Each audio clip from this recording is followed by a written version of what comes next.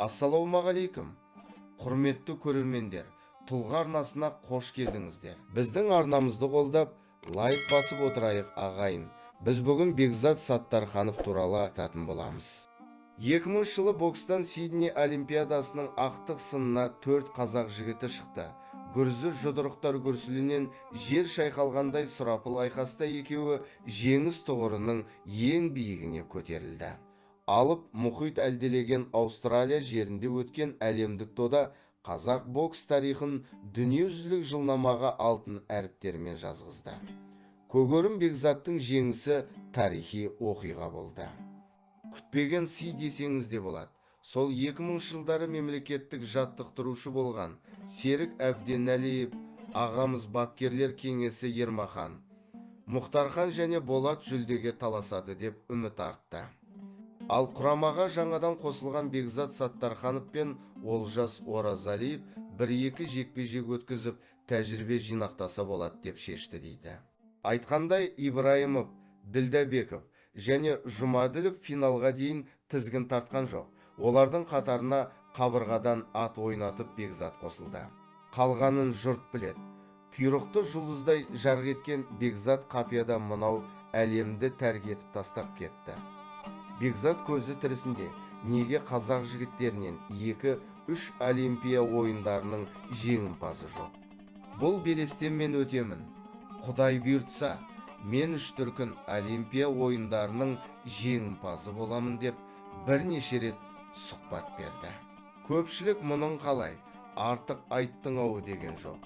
Іштей тілектес болғанымен жас бала ғой әлі, бұларға ірі сөйлеу жарасады.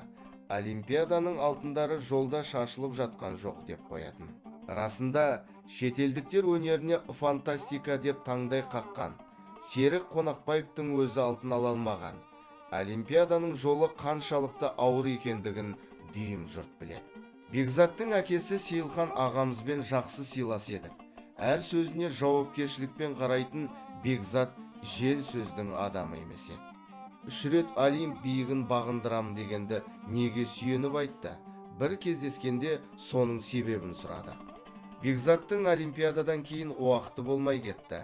Жаңағы ойын бізде естіп жүрдік. Бізде оңашада ұлымыздан Сиднейде қай жекпе-жек аса ауыр тиді деп сұрадық, деді Сейілхан аға. Ширек финалдағы Рамаз Пальянимен өткізген жекпе-жегін айтты. Әке Рамаз Пальяни Еуропаның чемпионы, халықаралық жарыстардан шаппай бәйге алып жүрген жігіт. Жасы 27-ден асқан сақа боксшы, қолдары балғадай. 2-3 таза соққы өткізіп алғанда байқадым. Тиген жерін уатып жібере жаздай. Шынымды айтсам, балаңыздың шыбын жанын көзіне көрсетті. Жылдамдығымның арқасында ғана шалдырмай кеттім. Әке, сондай боксшыны жеңген сіздің ұлыңызда жай жігіт емес қой. Ал 3 дүркін Олимпия ойындарының жеңімпазы туралы айтқан сөзіме жауап берейін. Сиднейде менің жасым 20-да болды. Дене мүшелерім әлі толық жетілмеген. 30-ға жақындаған Рамаздың бұлшық еттері білеудей. Күші сыймай сыртқа ұрып тұр. Соққылары тиген заматта опырып жібере жаздайды. Ал менің білегім онымен салыстырғанда тым жіңішке. Көресіз, келесі Олимпиадада менің де білегім, бұлшық етім толады. Физикалық жағынан мықты боламын. Алла берген жылдамдығыма толысқан күшті қоссаңыз, неге мен 3 дүркін жеңімпаз бола алмаймын? Мен мұны көкірек керген мақтаныш, елдің көңілін аудару үшін айтқан жоқпын. Көзім жетіп тұр, ойланып барып айттым, деді. Ұлының аз ғана уақытта тез есейіп, халықтың баласына айналып үлгергеніне сүйсінген Сейілхан әке пайымына көңілі толып, құшағына тартып, мейірлене маңдайынан иіскеген екен. Алайда арманы асқақ ұлды ажалдан арашалап, қала алмағанына іші оттай жанады. Бәрі де күндізгідей көз алдында. 2001 жылдың жаңа күніне санаулы сағаттар қалған. Түркістан алаңы Бекзат Саттарханов жыл адамы, қарақұрым халық. Сейілхан әке биік сахнада тұрған ұлына жете алмай жүр. Жастар Бекзатты қоршап алған. Қолтаңбалуда. Сейілхан әке сахна түбіндегі басқышқа жақындады. Осы жерден күтіп аламын. үйге алып кетемін. Жаңа жылды бірге тойлаймыз. Енді бос жүрісті доғар, боксқа орал деп айтамын деп ойлаған. Бекзатты ақыры таба алмады. Жұрт алдын бөгей берген соң сахнаның арт жағынан секіріп кетіпті. Барып шешесін, бауырларын құттықтаған. Шымкентке жол жүру керек. Достары күтіп отыр. Қойға қарамай шығып кеткен.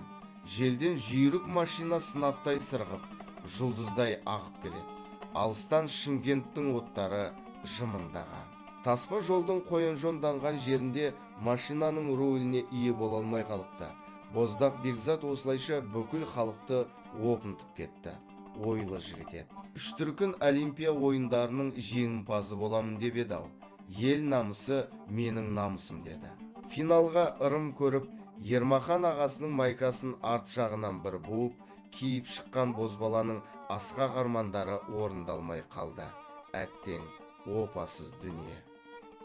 Келесі шығарылымдарды жіберіп алмас үшін біздің арнамызға жазылып, қоңырауды басып қояйық.